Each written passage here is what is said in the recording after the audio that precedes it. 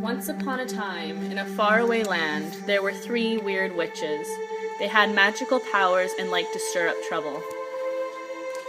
Fair is foul and foul is fair, they all said together.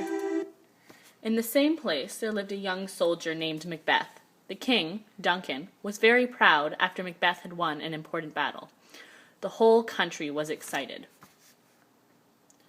While Macbeth was walking with his friend Banquo, they met 3 witches. They were also fortune tellers, and made 3 predictions about the friend's future.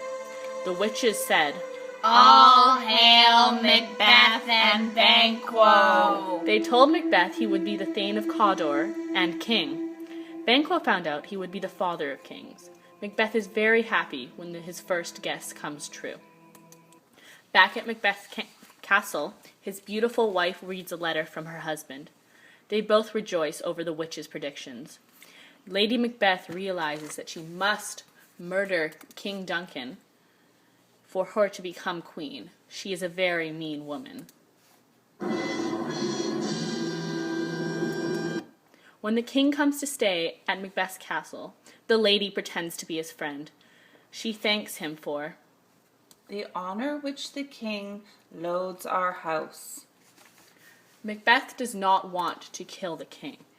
He asks his wife, if we should fail. She teases him and convinces him to murder King Duncan. They form an evil plan. When Macbeth is scared and confused, he imagines a dagger hovering in midair, guiding him towards the king's bedroom. He is very bad and decides to kill the king. Afterwards, Macbeth goes to meet his wife. They are both terrified of being caught. Lady Macbeth says, the attempt and not the deed confounds us. They know they must cover up their crime. When everyone finds out about King Duncan's death, they are all shocked. Macduff yells, Oh horror! Oh horror! Oh horror! His sons are very scared and run away to different countries. The land needs a new king, and Macbeth is crowned. Everyone was very happy, except one man named Macduff. Macbeth speaks with his old friend Banquo.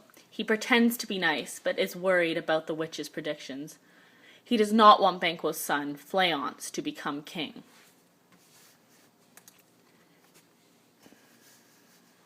Banquo and Fleance go on a horse ride. The new king, Macbeth, meets with 2 men and plans to kill his old friend and son in order to protect the throne. He is jealous that the witches Hail him, father, to line of kings.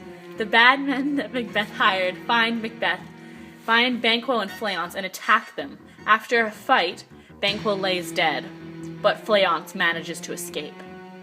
Meanwhile, back at the castle, Macbeth is holding a feast to celebrate his new reign as king.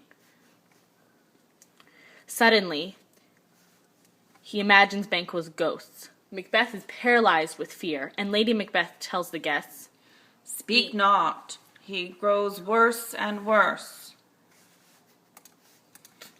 The 3 witches meet with their leader out in the storm. She scolds them for meddling in Macbeth's life and decides to take control of the situation. She tells the witches she wants to draw him on his confusion. Fleance has been officially accused of his father's murder, but many people are beginning to suspect that Macbeth committed this crime. Macbeth is preparing for war with an enemy army. Macbeth meets the 3 witches again while they are brewing a potion. Double, double, toil and trouble, they say. They tell him 3 new predictions. Beware Macduff. None of woman born shall harm Macbeth. Macbeth shall never be vanquished until great Birnam Wood to hide Dunsinane Hill. After he hears this, Macbeth wants to know more about his future. The witches remind him that Banquo's children will be kings. Meanwhile, a subject named Macduff has fled to England because he distrusts Macbeth and his wife is worried. He is warned to run away because danger is near, but it's too late. A group of murderers sneak in and kill her and her son. When Macduff finds out, he blames Macbeth. He vows to go to war against him and get revenge. Back at Macbeth's castle, Lady Macduff is having some troubles. She is sleepwalking and talking to herself about the crime. She says, "Who would have thought the old man to have had so much blood in him?" This causes suspicion among some of her subjects. Meanwhile, Macbeth is organizing an army. His soldiers don't trust him because his behavior is odd and he is always angry. Later on, Macbeth gets some bad news. He learns that his soldiers are abandoning him, and his wife is ill, and the enemy army is going to attack. Macbeth pretends that everything is fine and prepares to fight. He tells a messenger, Bring me no more reports. Let them fly all. Macduff is planning his attack on Macbeth's army with his soldiers. They think that Macbeth is overconfident and it will be easy to beat him. Unfortunately, Lady Macbeth has died. When her husband finds out, he is very sad. Macbeth also receives news that the other army, holding trees from Burnham Woods, is coming to Dunsinane.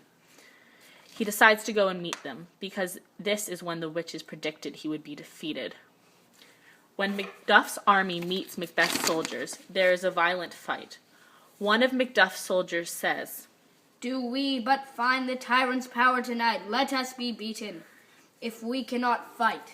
Macbeth's army loses, and the other side captures Dunsinane. Finally, Macbeth and Macduff meet and do battle. After a struggle, Macbeth is killed, and Macduff is victorious. He is crowned king, and all his subjects are happy. He's worth no more. They said he parted well, and paid his score, and so God be with him. Here comes newer comfort. Macbeth was a very confused man. He chose to be evil over good, and that was the cause of his death. It is important to always respect others and not be blinded by power.